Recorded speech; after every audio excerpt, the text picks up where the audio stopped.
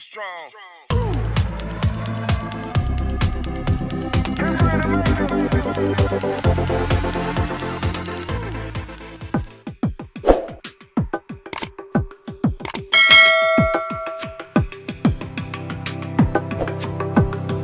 Assalamualaikum warahmatullahi wabarakatuh.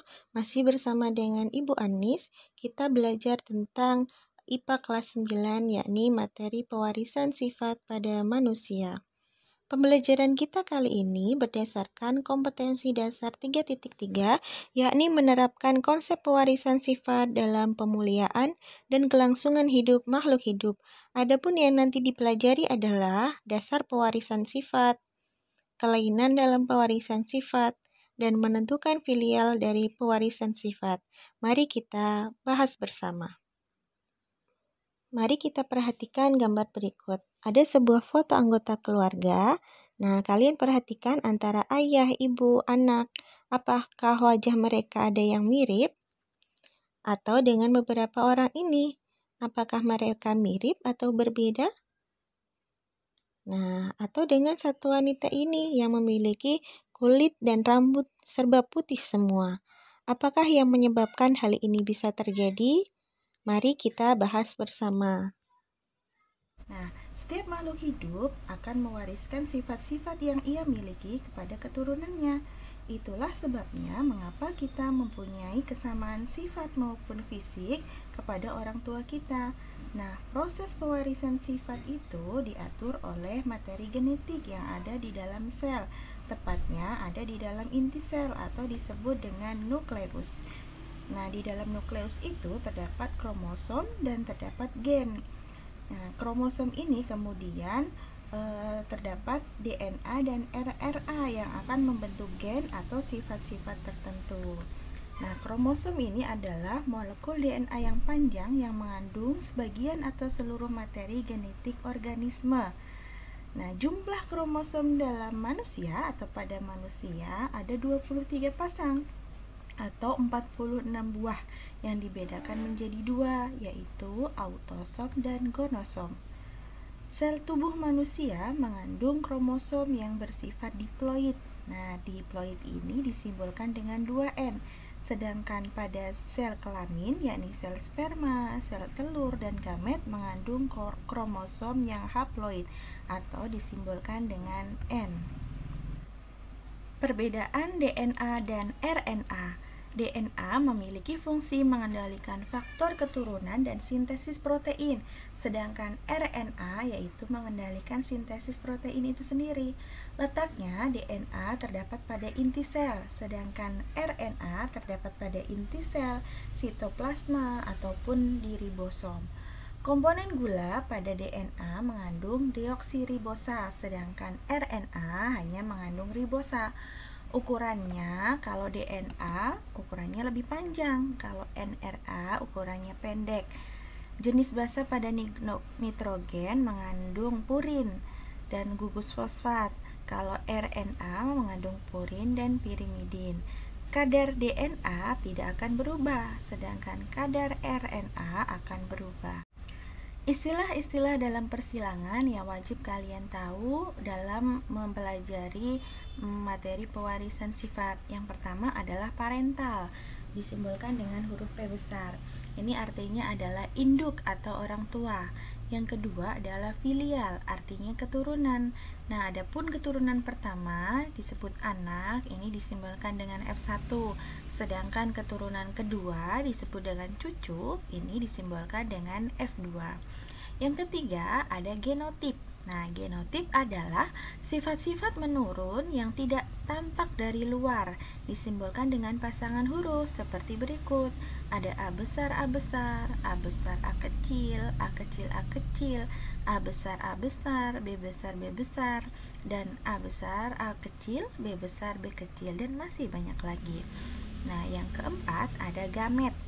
Gamet ini adalah sel kelamin yang berasal dari genotip. Contoh genotipnya misalkan A besar A kecil, maka gametnya itu diambil dari genotipnya ini tadi, yaitu A besar dan A kecil. Yang kelima ada fenotip. yakni sifat yang nampak dari luar. Contohnya adalah buah yang besar, buah kecil, rasanya manis, rasa asam, batang tinggi atau batang pendek. Nah, kalau fenotip pada manusia biasanya yang bisa terlihat dari luar itu adalah warna kulit, bentuk rambut, bentuk wajah. Nah, seperti itu yang dinamakan dengan fenotip. Yang terakhir ada gen dominan. Gen dominan ini adalah sifat-sifat gen yang selalu nampak atau muncul, disimbolkan dengan huruf besar semuanya, yakni A besar A besar, B besar B besar, dan C besar C besar. Ini yang dominan, jadi hurufnya selalu besar. Adapun yang hurufnya kecil itu disebut dengan resesif, sifat yang tidak nampak atau sifat yang lemah. Perhatikan gambar berikut. Perbedaan apakah yang kalian temukan pada gambar di atas? Nah, di sana ada beberapa perbedaan ya. Ada perbedaan dari segi rambut, dari segi kulit, dari segi bentuk wajah. Nah, ini apa sih yang menyebabkannya? Nah, ternyata kalau dari warna kulit, maka warna kulit manusia itu dipengaruhi oleh beberapa gen. Adanya gen A besar, gen B besar, gen C besar, ini menyebabkan warna kulit menjadi gelap. Sedangkan gen A kecil, gen B kecil, dan gen C kecil ini menyebabkan warna kulit seseorang menjadi putih. Nah, kalau gambar ini maka ini artinya dia memiliki genotip yang gennya besar semua, yakni A besar, B besar, B besar, C besar, C besar. Sedangkan fenotipnya atau sifat yang munculnya yakni kulitnya sangat gelap. Nah, kalau gambar ini ada seorang yang kulitnya putih, maka ini menandakan bahwa dia memiliki genotip dengan huruf yang kecil semua, yakni A kecil, B kecil, B kecil, C kecil, C kecil. Nah, fenotip yang nampak yakni kulitnya sangat putih.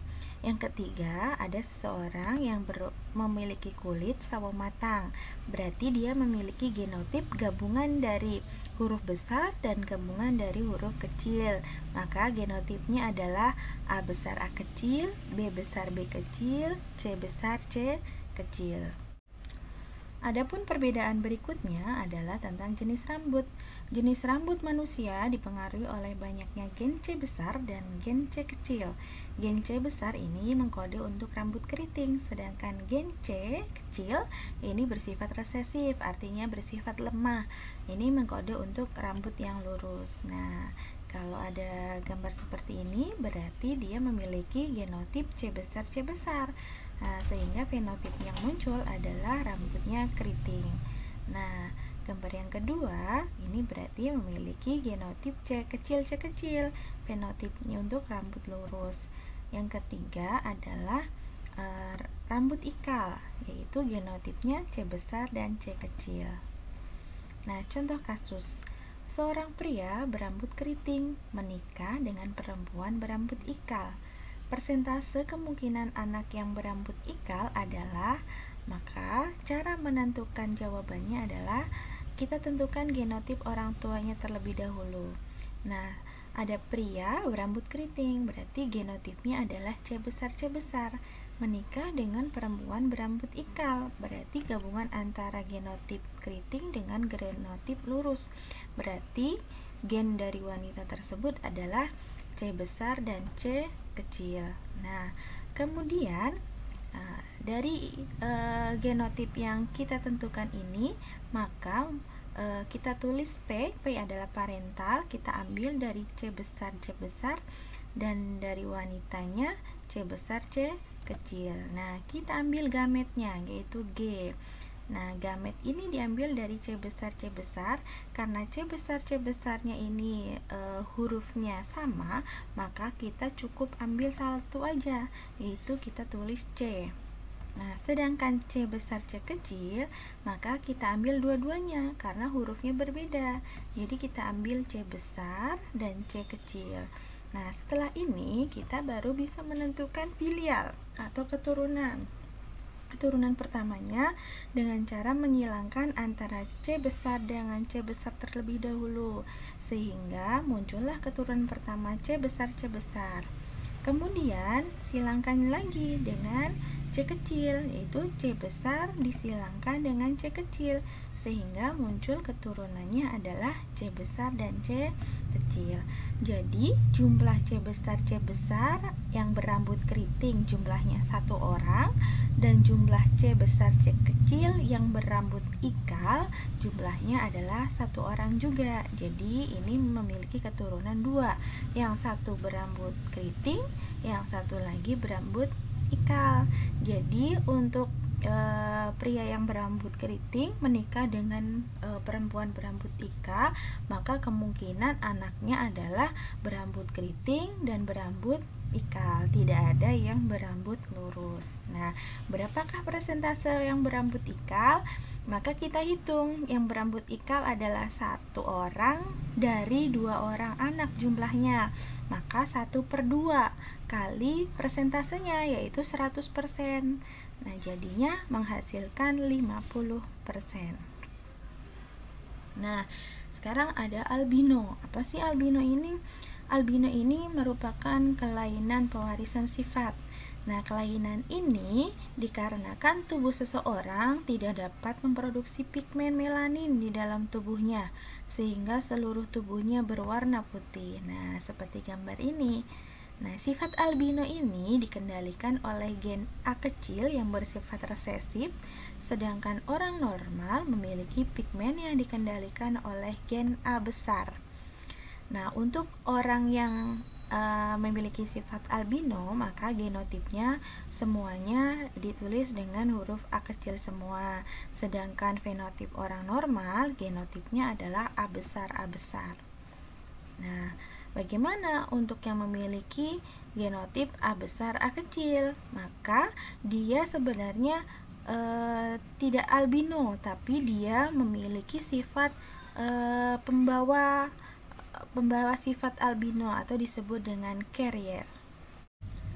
Nah, sekarang kita bahas kelainan pada pewarisan sifat pada manusia. Ada yang namanya albino. Apa sih albino ini?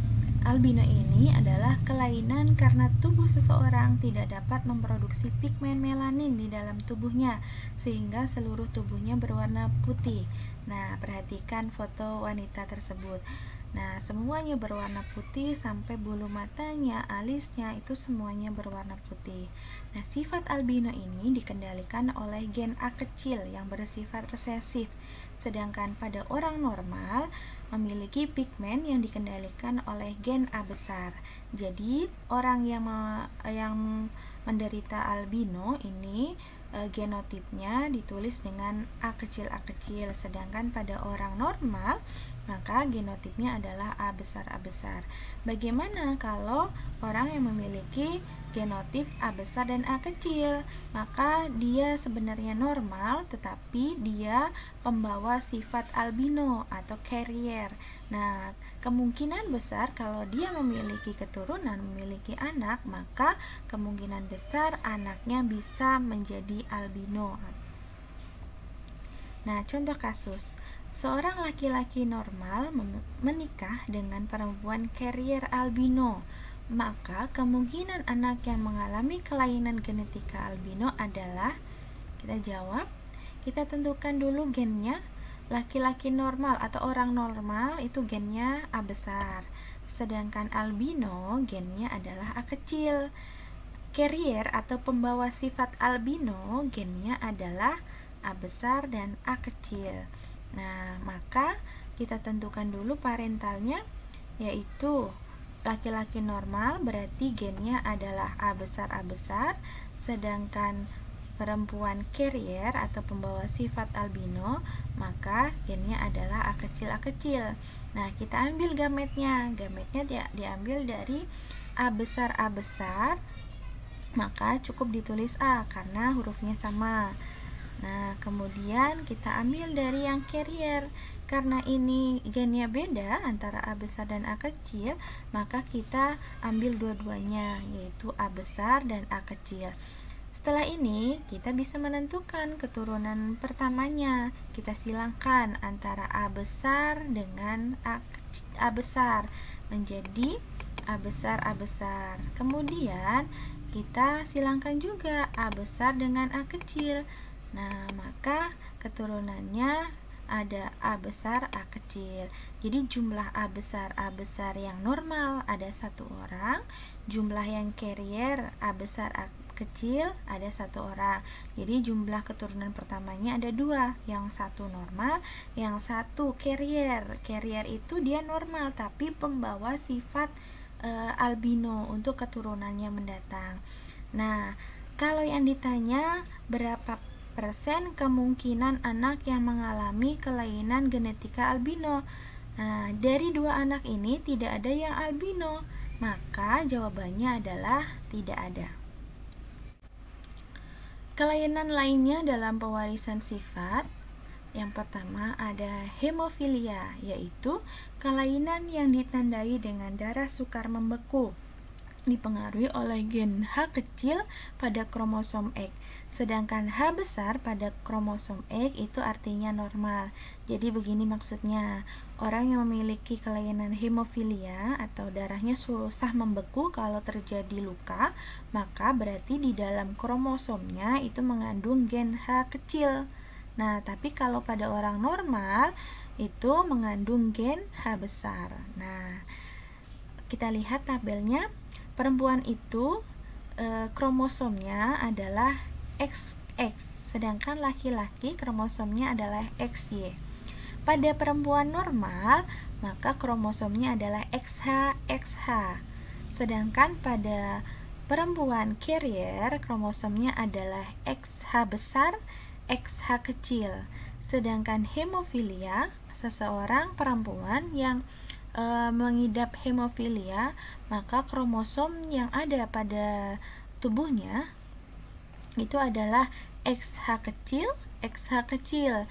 Nah, perempuan yang menderita hemofilia ini biasanya tidak dapat bertahan hidup, jadi dia akan meninggal setelah dilahirkan. Nah, pada laki-laki yang normal itu biasanya kromosomnya adalah XH besar Y. Nah, kalau pria yang menderita hemofilia, maka kromosomnya adalah XH kecil Y.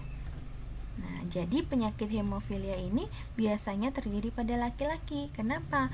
Karena pada perempuan biasanya tidak dapat bertahan hidup. Yang mendapat bertahan hidup adalah laki-laki.